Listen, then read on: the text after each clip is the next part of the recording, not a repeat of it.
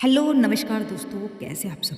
दोस्तों, अगर आपको वीडियो अच्छी लगे तभी वीडियो को लाइक करना, शेयर करना, साथ साथ चैनल को सब्सक्राइब जरूर करना। तो चलिए शुरू करते हैं। गांव के एक छोटे से कोने में एक पुराना बरगद का पेड़ था। उसके नीचे हर दिन शाम को रामू काका बैठा करते थे।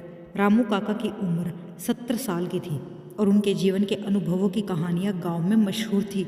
लोग उन्हें बहुत मानते थे और उनकी हर बात दिल से सुनते थे। यह हर टचिंग स्टोरी गांव में बहुत लोकप्रिय थी। एक दिन गांव में एक छोटा लड़का आया जिसे सभी छोटू के नाम से जानते थे। छोटू की उम्र केवल 10 साल की थी और वह अपने माता पिता को खो चुका था। उसे गांव के एक परिवार ने अपनाया था, लेकिन उसके दिल में हमेशा एक खालीपन रहता था। यह हर टचिंग स्टोरी छोटू के जीवन की एक टचिंग नैरेटिव है। छोटू अक्सर रामू काका के पास बैठता और उससे कहानियाँ सुनता।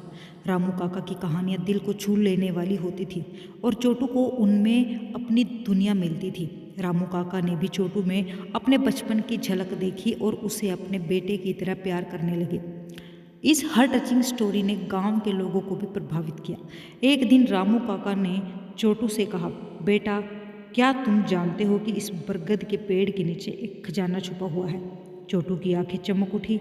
उसने पूछा, कहाँ काका, मुझे बताओ, मैं उसे ढूंढूंगा। रामू काका ने मुस्कुराते हुए कहा, धैर्य रखो बेटा, सही समय आने दो। जब तुम्हारा दिल सच्चा होगा और तुम इस पेड़ की जड़ों को समझ पाओगे, तब तुम्हें खजाना मिलेगा।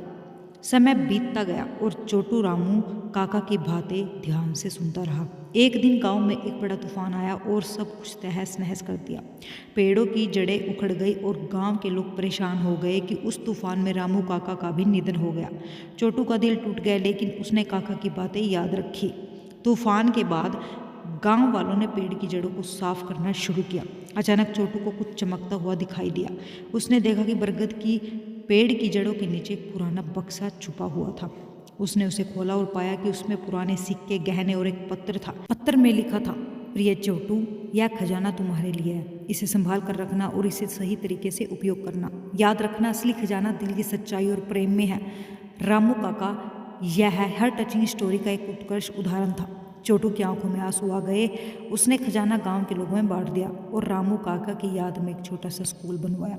वह खुद भी शिक्षक बन गया और रामू काका की कहानियां बच्चों को सुनाने लगा और उनकी हर टचिंग स्टोरी अत्यधिक प्रेरणादायक थी। इस तरह रामू काका और छोटू का अनमोल रिश्ता जीवन भर के लिए एक मिसाल बन गया। इस कहानी ने गांव के लोगों को सिखाया कि असली खजाना हमारे दिलों में होता है और सच्चा प्रेम कभी नहीं मरता। और ये हर टचिंग वीडियो और भी गहराई से दिल में उतर गई। इस हर टचिंग स्टोरी ने गांव के लोगों को यह सिखाया कि जीवन में सबसे महत्वपूर्ण चीज़ें वे हैं जो हमें दिल से जोड़ती है। और हर टचिंग स्टोरी ने सभी को अंत तक बांधे रखा। इस स्टोरी का अंत बेहद प्रेरणादायक और दिल को छू लेने वाला था। इस हर टचिंग स्टोरी ने यह भी दिखाया कि एक सच्चा प्रेम और समर्पण किसी भी खजाने से अधिक मूल्यवान होता है। यह स्टोरी गांव के लोगों के दिलों में हमेशा के लिए बस गई और यह स्टोरी ने सभी को यह सोचने पर मजबूर कर दिया कि जीवन में सच्चा खजाना क्या होता है। इस स्टोरी ने यह भी सिखाया कि जीवन में सच्चे रिश्ते और प्रेम ही असली खजाना है। और इस स्टोरी ने यह भी संदेश दिया कि सच्चे प्रेम और समर्पण का मूल्य किसी भी खजाने से अधिक होता है। इस प्रकार यह स्टोरी सभी के दिल में हमेशा के लिए रह गई और सच्चे प्रेम समर्पण का प्रतीक बन गई। यह स्टोरी सभी के लिए एक प्रेरणा स्रोत बनी और यह दिखाया कि सच्चा खजाना हमारे दिलों में होता है।